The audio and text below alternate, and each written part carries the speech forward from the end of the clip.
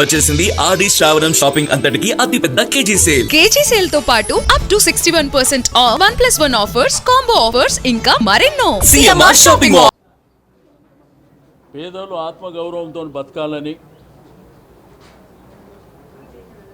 కేసీఆర్ గారు ఆ రోజు బిలో పవర్టీ లైన్ ఉన్న వాళ్ళు, పేద మధ్యతరగతి కుటుంబాలు, హరిజన గిరిజన బడుగు బలహీన వర్గాలు, మైనారిటీలను దృష్టిలో ఉంచుకొని గ్రేటర్ హైదరాబాద్ పరిధిలో 1,00,000 డబుల్ బెడ్రూమ్ ఇండ్లు కట్టాలనేటువంటి సంకల్పంతో అత్యంత విలువైనటువంటి ప్రాంతాలలో మీకు కొల్లూరు కానివ్వండి, మరి అదేవిధంగా కైత్లాపూర్ కానివ్వండి, చిత్తారామ బస్తీ, దిండిగల్, మీకు ట్యాంక్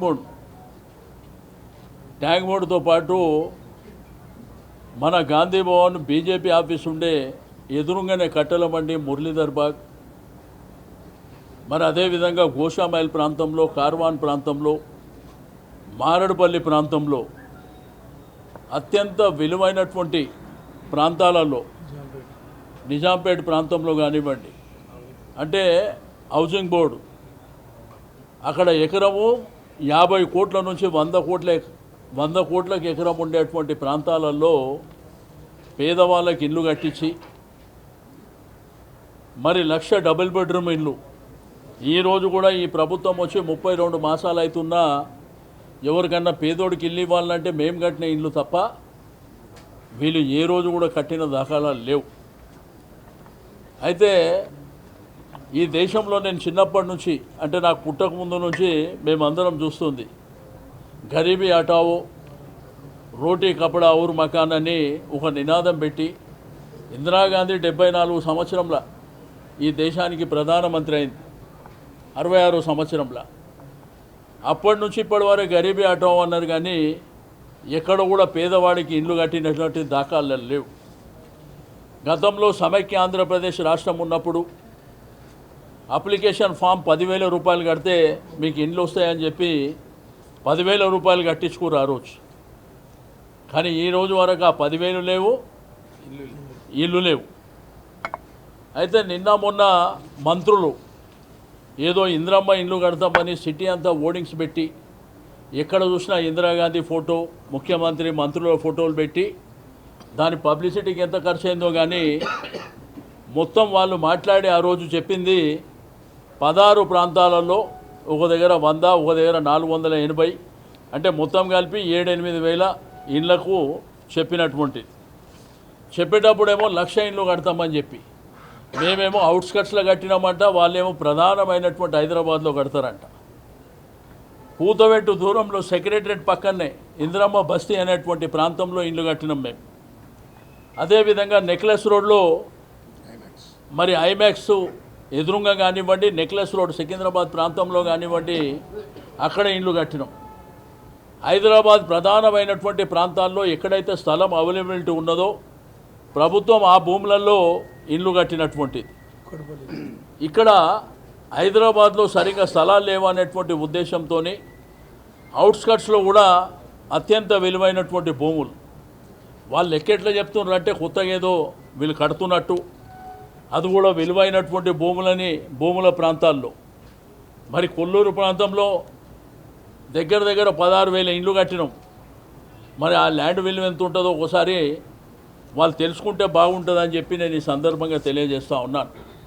కానీ గవర్నమెంట్ స్కీమ్ అంటే పేదవాడు ఆలోచించేది ఏంది, నాకు నీడ కావాలి, ఇల్లు కావాలి అనేటువంటిది ఆలోచన చేస్తారు. కానీ వీళ్ళు స్కీమ్ అనౌన్స్ చేసింది ఎట్లుందంటే 5 లక్షల రూపాయలు ప్రభుత్వం ఇస్తుందంట, 6 లక్షల రూపాయలు 4 విడతల కింద మరి వీళ్ళు ఎవరైతే బెనిఫిషియరీ ఉన్నారో వాళ్ళు కట్టుకోవాలంట. 6 లక్షల రూపాయలు వాళ్ళు ఇచ్చిన తర్వాత నువ్వు కట్టించేదేంది? పోనీ 6 లక్షల రూపాయలు వాళ్ళు ఎక్కడికైనా తీసుకురావాలి చెప్పవలసినటువంటి అవసరం ఉన్నది. దానికంటే 10,000 రూపాయలు అప్లై చేయాలంట. ఒకవేళ ఇల్లు రాకపోతే రిటర్న్ ఇస్తారంట. మరి సమైక్య ఆంధ్రప్రదేశ్లో 10,000 వసూలు చేసినాయి, అవి ఎప్పుడు ఇస్తారో చెప్పవలసినటువంటి అవసరం ఉన్నది. మరి ప్రజలు మమ్మల్ని అడుగుతూ ఉన్నారు, మా ప్రజాప్రతినిధులను అందరిని అడుగుతూ ఉన్నారు, ఈ స్కీము బోకసా కరెక్టా రాంగ్ అనేటువంటిది ఎందుకంటే గతంలో అనుభవాలు ఉన్నాయి, వాళ్ళు 10,000 కట్టినటువంటి అనుభవాలు. రెండోది 6 లక్షల రూపాయలు మేమెందుకు కట్టాలని చెప్పి ప్రజలు అడుగుతూ ఉన్నారు.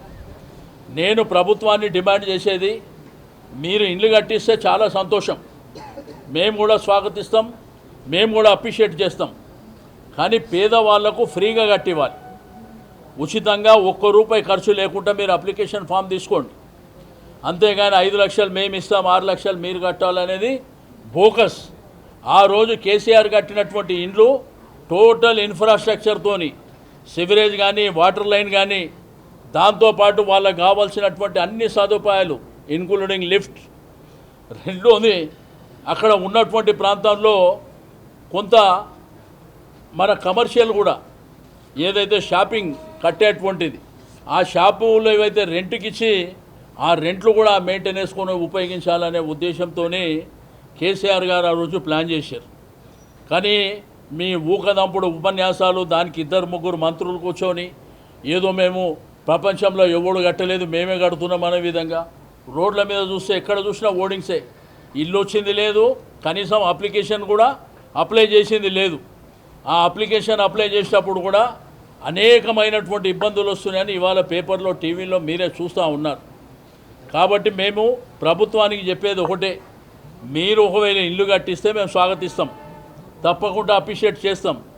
కానీ పేదవాడికి ఇచ్చే ఇల్లు ఉచితంగా ఇవ్వాలి, ఏ రూపాయి ఖర్చు లేకుండా ఇవ్వాలి. మీరు 5 లక్షల రూపాయలు ప్రభుత్వం 4 విడతలకి ఇచ్చి 6 లక్షలు 4 విడతలుగా వాళ్ళు ఇస్తే, ఆ 6 లక్షలు వాళ్ళే బ్యాంకులు వేసుకుంటే అవే డబల్ టిబల్ అవుతాయి కదా, దాంట్లో మీరు కట్టించేది ఏంది? కాబట్టి దీన్ని పూర్తి స్థాయిలో హైదరాబాద్ ప్రజాప్రతినిధులుగా, గ్రేటర్ హైదరాబాద్ ప్రజాప్రతినిధులుగా దీన్ని పూర్తిగా వ్యతిరేకిస్తున్నాం. మేము డబుల్ బెడ్రూమ్ ఇచ్చినాం ఆ రోజు, కానీ మీరు సింగిల్ బెడ్రూమే చెప్తుండ్రు. ఆ సింగిల్ బెడ్రూమ్కి ఇంత ఖర్చు అవుతుందని చెప్తుండ్రు. మీరు డబుల్ బెడ్రూమ్ కావాలి, ప్రజల ఆశ ఏంది, ఆశయాలు ఏంది? కేసీఆర్ గారు డబుల్ బెడ్రూమ్ కట్టారు కాబట్టి మాకు డబుల్ బెడ్రూమ్ కావాలని ప్రజల కోరిక. మీరు సింగిల్ బెడ్రూమ్ కడితే కూడా ప్రజలు హర్షించే పరిస్థితులు లేరు. రెండోది వాళ్ళ జీవితమే పేదరికంలో ఉంది. పేదరికంలో ఉన్నటువంటి జీవితాలకు మీరు 6 లక్షల రూపాయలు తీసుకొని ఇల్లు ఇస్తామంటారా? రెండోది నిన్న మొన్న వాళ్ళు మాట్లాడినప్పుడు మంత్రులు చెప్తుండ్రు, మీరేదో ఊరు బయట కట్టిర్రు, మేము సిటీలో ఉంటే వాళ్ళు ఏదైనా వ్యాపారం చేసుకోవడానికి, ఏదన్నా ఉద్యోగం చేసుకోవడానికి అవకాశం ఉంటుందని చెప్పి రోడ్ల మీద ఆకర్షుంటే ఈ 2.5 సంవత్సరాలలో నిర్దాక్షిణ్యంగా వాళ్ళ మీద కేసులు పెట్టి వాళ్ళకు ఉన్నటువంటి వస్తువులన్నీ రోడ్ల పాలు చేసి మీ ఇష్టానుసారం ఆకర్ష్ అనేది కూడా ఒక చట్టం ఉంది, మున్సిపల్ కార్పొరేషన్లు ఉంది, గవర్నమెంట్ ఆఫ్ ఇండియాలో కూడా ఉంది. అవన్నీ తుంగలో దొక్కి వాళ్ళ బతుకులాగం చేసి వాళ్ళని రోడ్ల మీద కూడా బతకకుండా చేసేటువంటి మీరు మళ్ళా వాళ్ళ కోసం మేకపోతూ గాంభీర్యాన్ని ప్రదర్శించడం అనేది దుర్మార్గమైనటువంటి చర్య. దీన్ని పూర్తిగా మేము వ్యతిరేకిస్తున్నాం. మేము పదే మా పార్టీ పక్షాన చెప్పేది ఒకటే, మీరు కట్టిస్తే సంతోషం, పేదవాడికి ఉచితంగానే కట్టియాలి. మేము ఉచితంగానే కట్టించినాం. మేము కట్టించింది డబుల్ బెడ్రూమ్ ఇల్లు, మీరు కూడా డబుల్ బెడ్రూమ్ ఇల్లే కట్టాలి. సింగిల్ బెడ్రూమ్ కడితే మేము యాక్సెప్ట్ చేసే సమస్యనే లేదు. కాబట్టి నేను ఈ ప్రభుత్వానికి మా పార్టీ పక్షాన డిమాండ్ చేస్తూ ఉన్నాం. ఏదో కళ్ళబొల్లి మాటలు చెప్పి ఊకదంపుడు ఉపన్యాసాలు ఇచ్చుకుంటూ ఇష్టం ఉన్నట్టు ఓడింగ్స్ పెట్టుకుంటూ దానికయ్యే ఖర్చు కూడా లేదు అక్కడ. కాబట్టి ప్రజలకు మరి బిలో పవర్టీ కానివ్వండి, హైదరాబాద్ గ్రేటర్ హైదరాబాద్ ఉన్న ప్రజలకు మేము మా పార్టీ పక్షాన హామీ ఇస్తున్నాం, తప్పకుండా 2 సంవత్సరాల తర్వాత మన ప్రభుత్వం వస్తుంది, మళ్ళా 1,00,000 ఇండ్లు పేదవాళ్ళకు ఉచితంగానే మేము కట్టిస్తామని చెప్పి నేను ఈ సందర్భంగా తెలియజేస్తూ ఉన్నాను. మీరు అనవసరంగా ప్రజల్ని ప్లానింగ్ చేసి ఇబ్బందుల పాలు చేసి వాళ్ళు అప్పులు సప్పులు చేసుకొని మీకు కట్టిన తర్వాత మీరు కట్టకపోతే వాళ్ళు రోడ్ల మీద పడేటువంటి ప్రమాదం ఉంటుంది. ఎందుకంటే పేదవాడి దగ్గర డబ్బు ఉండదు, ఏదో మీరు భూతద్దంలో పెట్టి చూపిస్తారు కాబట్టి అప్పు సప్పు చేసి కట్టినా వాళ్ళ బతుకులు మళ్ళీ రోడ్ల పాలవుతాయి. కాబట్టి దీన్ని వెంటనే ఉపసంహరించుకొని మీరు ముఖ్యమంత్రి గారు, ప్రభుత్వం, సంబంధిత మంత్రులు కానివ్వండి, అధికారులతో మాట్లాడి ఉచితంగా కట్టిస్తామంటే తప్పకుండా మేమందరము స్వాగతిస్తామని చెప్పి నేను ఈ సందర్భంగా తెలియజేస్తూ ఉన్నాను. డబుల్ బెడ్రూమ్ 39,000 మనం కట్టిన అవి మన ఆ 39,000 కూడా డబుల్ బెడ్రూమ్ ఇంకా బ్యాలెన్స్ ఉన్నాయి. అవి ఇవ్వడం ఒకటి. రెండోది ఏంటంటే ప్రజలందరినీ ఇబ్బంది పెట్టేటువంటి కార్యక్రమాలు మీరు చేస్తున్నారు. ఇది చాలా తప్పు. ఆ రోజు నేను కొన్ని పేపర్లలో టీవీలలో చూస్తే ఆ భూమి ఆ రేటు ఆ భూమి విలువ ఇన్ని లక్షలు ఉంటుంది అంటారు. నేను అడుగుతా ఇక్కడ గాంధీ భవన్ ముంగట, మరి అదేవిధంగా బీజేపీ ఆఫీస్ ముంగట కట్టెల మండి మురళీధర్ బాగ్లో భూమి విలువ ఎంత ఉంటుంది? ఐమాక్స్ థియేటర్ ఎదురుగా ఎంత ఉంటుంది? చెంచల్గూడ జైలు పక్కన ఎంత ఉంటుంది? మరి అదేవిధంగా ట్యాంక్ బండ్ నెక్లెస్ రోడ్లో ఎంత రేటు ఉంటుంది? కొల్తూరు కానీ కైత్లాపూర్ కానీ కుక్కట్పల్లి కానీ బాగ్లింగంపల్లి కానీ అశోక్ నగర్ ప్రాంతంలో అవన్నీ విలువైనటువంటి భూములు. ఒక్కొక్క ఎకరం 100 కోట్ల పైన ఉన్నటువంటి భూములలో మేము కట్టి పేదవాళ్ళకి ఇచ్చినటువంటి ఘనత మా ప్రభుత్వాన్ని. కాబట్టి మీరు వెంటనే దీన్ని ఉపసంహరించుకుంటారా లేకపోతే మాడిఫికేషన్ చేస్తారా? చేసి పేదవాడికి ఉచితంగా ఇల్లు కట్టిస్తే మాకు ఎటువంటి అభ్యంతరాలు ఉండవు అని చెప్పి నేను ఈ సందర్భంగా తెలియజేస్తూ, ఎందుకంటే మనని ఏది చెప్పినా నమ్మేస్తున్నారు కదా అని చెప్పి నేను వింటున్న చిన్నప్పటి నుంచి రోటీ కపడా ఔర్ మకాన్ అని, గరీబీ హటావో అని. దేశంలో గరీబీ హటావో జరగలేదు. రోటీ కపడా ఔర్ మకానో అనేది కూడా 66 సంవత్సరాలంటే ఇప్పుడు 34, ఈ 26 తీసుకుంటే 50 ఏళ్ళు అయిపోయింది. కాబట్టి వీళ్ళకు కరెంట్ ఇచ్చే తెలివి లేదు, నీళ్ళు ఇచ్చే తెలివి లేదు. ప్రజలు ఇబ్బందులు పడుతుంటే వీళ్ళ మానసికమైనటువంటి ఆనందం తప్ప వేరే కార్యక్రమాలు లేదు. ఉన్న సిటీకి దిక్కు లేదు, 4th సిటీ వెంబడి పడ్డారు. ఈరోజు ప్రజలు అల్లాడిపోతున్నారు. కరెంటు కష్టాలు ఎన్ని ఉన్నాయి హైదరాబాద్ సిటీలో, దాని మీద మీరు ఒకసారి రివ్యూ చేయండి. మంచినీటి సదుపాయం విషయంలో మీరు రివ్యూ చేయండి. ఆ విషయాలను పక్కన పెట్టి మీరు అనవసరంగా ప్రజల్ని ప్లానింగ్ చేసేటువంటి కార్యక్రమాలు మానుకోవాలి. పర్టికులర్గా పేదవాళ్ళకి ఎట్లుంటుందంటే రెక్కాడితే కానీ డొక్కాడని పరిస్థితిలో పేదవాడు ఉంటాడు. ఆ పేదవాళ్ళని దృష్టిలో ఉంచుకొని మీరేదన్నా ఫ్రీగా ఇచ్చే కార్యక్రమం ఉంటే చేయండి. అంతేగాని వాళ్ళని ఇబ్బందుల పాలు చేసి రోడ్ల పాలు చేసి ఆ తర్వాత వాళ్ళు మిత్తిలు అప్పులు కట్టుకోలేక వాళ్ళు బాధపడేటువంటి పరిస్థితులు తీసుకురావద్దని చెప్పి డిమాండ్ చేస్తుంది. అన్న ఎవరు? నేను ప్రజలకు చెప్పేది ఒకటే, ఆ స్వీకరించిన అప్లికేషన్లు ఎన్ని వచ్చినాయో మీ పేపర్లోనే రాశారు, మీ టీవీలోనే చూపించారు. 2 రోజుల నుంచి ఎంత అప్లికేషన్లు వస్తున్నాయో ఏందో మీకు అందరూ తెలిసి ఉండాలి. ఆ రోజు సమైక్య ఆంధ్రప్రదేశ్ రాష్ట్రంలో 10,000 రూపాయల అప్లికేషన్ ఫామ్ ఫిలప్ చేస్తే ఇల్లు కట్టిస్తామన్నారు. ఇప్పటి దగ్గర ఎన్ని ఏళ్ళు అయింది? 15-20 ఏళ్ళు అవుతుంది. వాళ్ళ 10,000 రిటర్న్ ఇచ్చింది లేదు, వాళ్ళ ఇల్లు కూడా ఇచ్చింది లేదు. కాబట్టి నేను ప్రజలకు రిక్వెస్ట్ చేసేది ఒకటే, తిరిగి కేసీఆర్ గారి ప్రభుత్వం అధికారంలోకి వస్తుంది, మేము ఉచితంగానే డబుల్ బెడ్రూమ్ ఇండ్ల నిర్మాణం 1,00,000 ఇండ్లు కడతాం. వాళ్ళు మేనిఫెస్టోలో ఏం చెప్పారో మీరు ఒకసారి చెక్ చేయండి. నేను మీడియా మిత్రులకు చెప్తున్నా, ఉచితంగా డబుల్ బెడ్రూమ్ ఇల్లు కట్టిస్తామని చెప్పారు. ఎక్కడ కూడా ఈ 32 నెలల కాలంలో ఒక్క ఇల్లు కూడా గ్రేటర్ హైదరాబాద్లో ఎక్కడ కట్టించిన దాఖలాలు లేవు. వాళ్ళు మాత్రం ప్యాలెస్లు కట్టుకుంటారు.